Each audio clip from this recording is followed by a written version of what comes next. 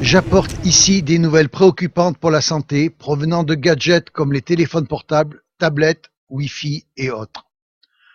Pour dire les choses clairement, ils endommagent les cellules vivantes de notre corps et tuent prématurément un grand nombre d'entre nous.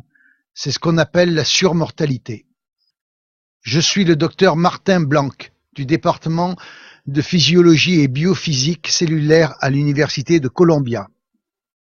Cela me désespère ainsi que plus de 160 de mes collègues qui aujourd'hui lancent un appel aux Nations Unies pour demander de s'attaquer à ce problème de santé publique.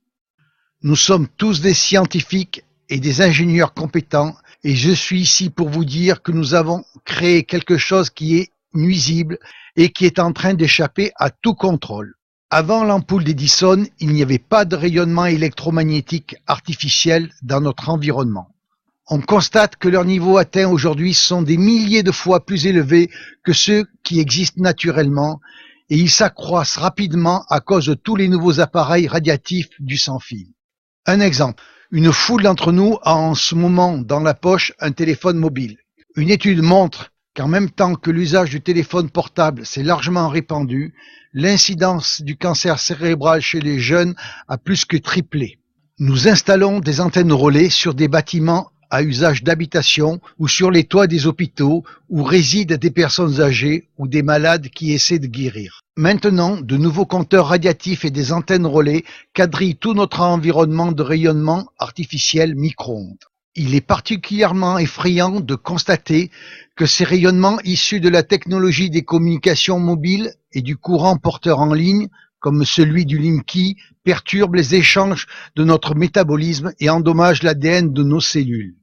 Il est clair pour de nombreux biologistes que cela peut expliquer la prolifération des cancers. Les générations futures, celles de nos enfants, sont maintenant à risque. Tous ces biologistes et scientifiques du monde qui lancent l'alerte ne sont pas entendus par les autorités de santé qui établissent les normes de sécurité. Les faits biologiques constatés sont passés sous silence, en conséquence de quoi les limites de sécurité sont bien trop élevées. Elles ne protègent pas la population. L'entière divulgation de tous les conflits d'intérêts possibles entre les responsables des autorités de santé et l'industrie permettrait probablement d'obtenir une plus grande protection. L'augmentation de l'exposition aux irradiations électromagnétiques artificielles est maintenant devenue un problème global mondial de santé publique. L'Organisation mondiale de la santé et les organismes internationaux de normalisation n'agissent pas actuellement dans l'intérêt de la santé et du bien-être des personnes. Les règles internationales d'exposition aux champs électromagnétiques artificiels doivent être renforcées et refléter la réalité de leur impact sur notre corps et en particulier sur notre ADN.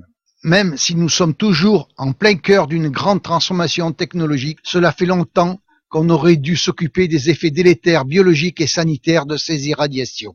En réalité, nous faisons tous partie d'une vaste expérience biologique sans notre consentement éclairé. Pour protéger nos enfants, nous-mêmes et notre écosystème, nous devons réduire l'exposition en établissant des recommandations plus protectrices.